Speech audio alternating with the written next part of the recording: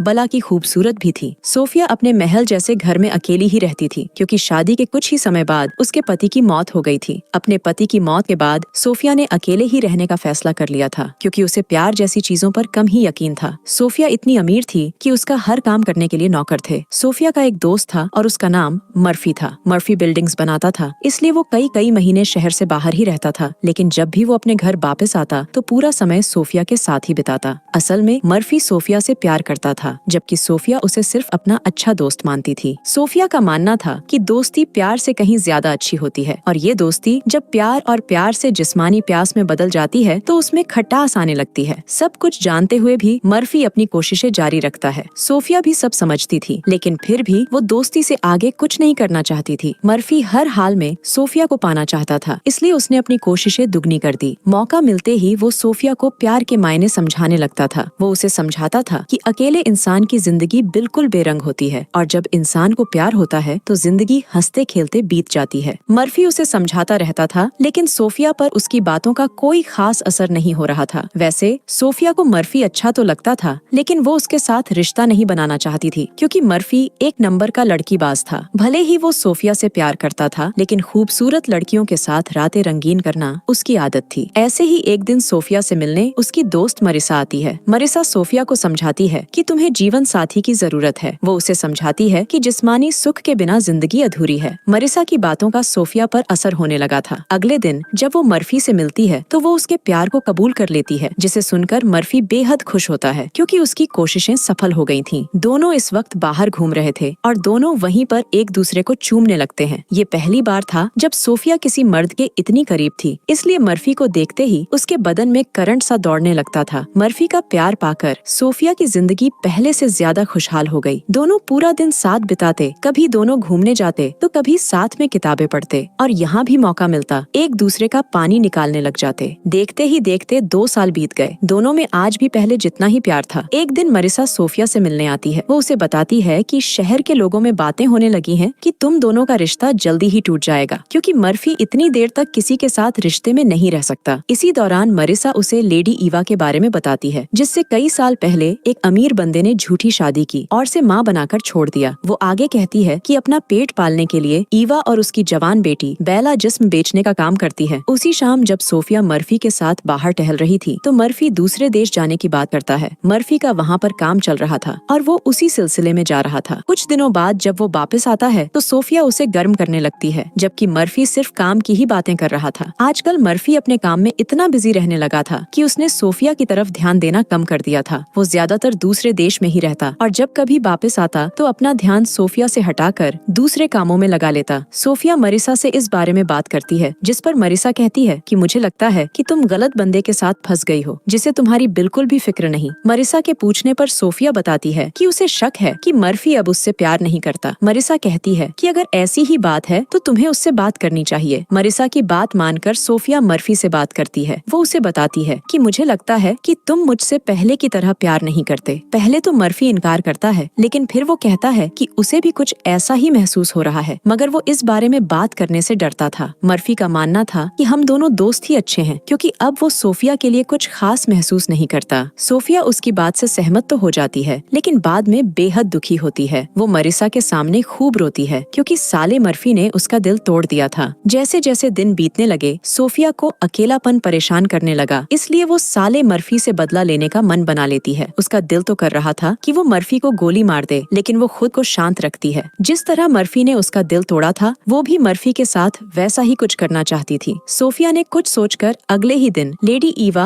और उसकी बेटी बेला को अपने घर बुला लिया। बेला की खूबसूरती देखकर सोफिया खुश हो गई। सोफिया उन्हें मर्फी से बदला लेने की पूरी योजना बताती है। अगर ईवा और बेला उसकी मदद करती है तो सोफिया उन्हें समाज में इज्जत और रहने के लिए जगह देगी। ये काम जिस्म बेचने से अच्छा था, इसलिए दोनों माँ बेटी सोफिया की मदद करने के लिए मान जाती है। सोफिया ने घर के साथ साथ उन्हें अच्छे अच्छे कपड़े भी दिए ताकि सही समय आने पर बेला मर्फी को अपनी तरफ आकर्षित कर सके। कुछ दिनों बाद सोफिया अपनी योजना के अनुसार मर्फी के साथ टहलने निकलती है। टहलते टहलते उसकी नजर ईवा और बेला पर पड़ती है, जो विधवा लेडीज बनकर घूम रही थी। सोफिया उनके पास जाकर उनसे बात करने लगी। इसके बाद वो मर्फी की मुलाकात ईवा और बेला से करवाती है और फिर उन्हें अपने घर खाने पर बुलाती है। सोफिया ईवा से बातें कर रही थी, जबकि मर्फी बेला के साथ साथ चल रहा था। बेला बेला इतनी खूबसूरत थी कि मर्फी उसे देखता ही रहता है। कुछ देर बाद दोनों माँ बेटी वहाँ से चली जाती है और उनके जाने के बाद मर्फी सोफिया से उनके बारे में पूछने लगा। सोफिया की योजना सफल हो रही थी, इसलिए वो उसे ईवा की दुख भरी कहानी सुनाती है और उसे बताती है कि किस तरह मैंने उनकी मदद की। घर आकर भी मर्फी बेला के बारे में ही बातें करने लगा। अगले दिन वो सोफिया को बिना बताए उसी जगह आता है। यहाँ उसे ईवा और बेला मिली थी, लेकिन आज वो दोनों उसे कहीं नजर नहीं आती। मर्फी जानता था कि आज रात ईवा और बेला सोफिया के घर खाने पर आने वाली है, इसलिए वो भी सोफिया के घर पहुँच जाता है ताकि वो एक बार फिर बेला से मिल सके। खाने के साथ साथ ये लोग ढेर सारी बातें भी कर रहे थे। इसी बीच सोफिया किसी बहाने से ईवा को अपने साथ एक कमरे में ले जाती है ताकि पीछे से बेला और मर्फी कोई बात कर सके। मौका मिलते ही मर्फी बेला से बातें करने लगा, लेकिन वो उसकी बातों का कोई खास जवाब नहीं देती। मर्फी बेला की तरफ खींचा जा रहा था। वो हर हाल में उसे पाना चाहता था। वो नहीं जानता था कि बेला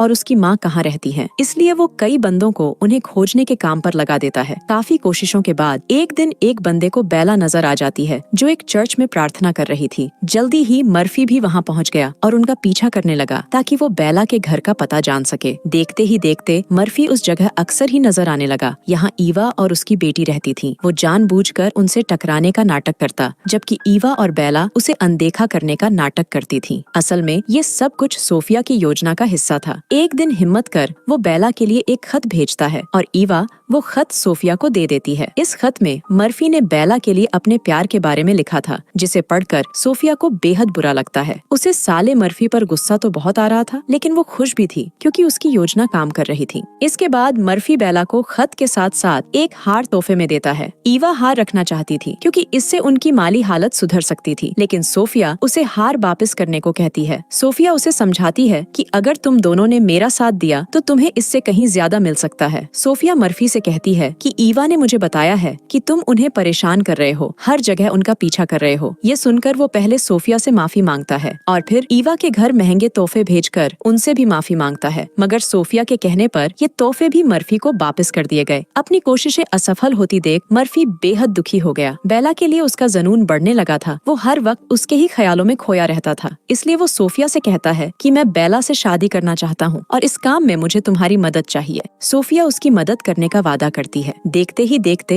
मर्फी और बेला की शादी हो गई। बेला को पाकर मर्फी बेहद खुश नजर आ रहा था, जबकि बेला की माँ मर्फी के महंगे तोहफे देखकर खुश हो रही थी। सभी खुश थे, मगर बेला उदास नजर आ रही थी क्योंकि मर्फी उसकी सच्चाई नहीं जानता था। रात होते ही मर्फी बेला के करीब आने लगता है और फिर धीरे धीरे से उसकी गुफा में धमाके करता है। अगली सुबह सोफिया मर्फी और बेला से मिलने आती है। वो मर्फी को शादी का खास तोहफा देना चाहती थी और इसलिए वो मर्फी और बेला को अपने साथ आने को कहती है। ईवा भी इनके साथ ही थी। देखते ही देखते सोफिया की घोड़ा गाड़ी उसी जगह आकर रुक गई। यहाँ बेला और ईवा पैसे लेकर बंदों की गर्मी शांत करती थी। मर्फी यहाँ आने का कारण पूछता है तो सोफिया उसे सब बता देती है। मर्फी को उसकी बात पर यकीन नहीं होता, इसलिए वो बेला से इस बारे में पूछता है और बेला भी उसे अपनी सच्चाई बता देती है क्योंकि वो उससे और झूठ नहीं बोल सकती थी। बेला की सच्चाई जानकर मर्फी बेहद हैरान होता है। सोफिया उसे बताती है कि ये सब मेरी ही योजना थी। बेला ने मेरे ही कहने पर तुम्हें अपने जाल में फंसाया था। तुमने मेरा दिल तोड़ा था, इसीलिए मैं तुम्हारा दिल तोड़कर तुमसे बदला लेना चाहती थी। मैंने तुम्हारे लिए वैसी ही बीवी चुनी जैसे तुम खुद हो। पूरा सच जानकर मर्फी वहाँ से भाग जाता है। बेला उसे रोकने की कोशिश करती है, लेकिन वो उसे बुरा भला कहकर चला जाता है। रात को जब वो अपने घर के बाहर पहुँचता है तो उसे पता चलता है कि बेला ने खुद की जान लेने की कोशिश की है, लेकिन लोगों ने उसे बचा लिया। बेला जख्मी थी, इसलिए इलाज करने के लिए उसे घर के अंदर लाया गया। कुछ देर बाद जब वो होश में आई तो मर्फी उससे शांति से बात करता है। बेला कहती है कि मैं तुमसे सच में प्यार करने लगी हूँ। वो अपनी गलती के लिए उससे माफी भी मांगती है, जिसके बाद मर्फी भी उसे माफ कर देता है। वो समझ गया था कि बेला तो सिर्फ एक मोहरा थी जिसे सोफिया ने बदला लेने के लिए इस्तेमाल किया था। कहानी के आखिर में दोनों पति पत्नी खुशी खुशी रहने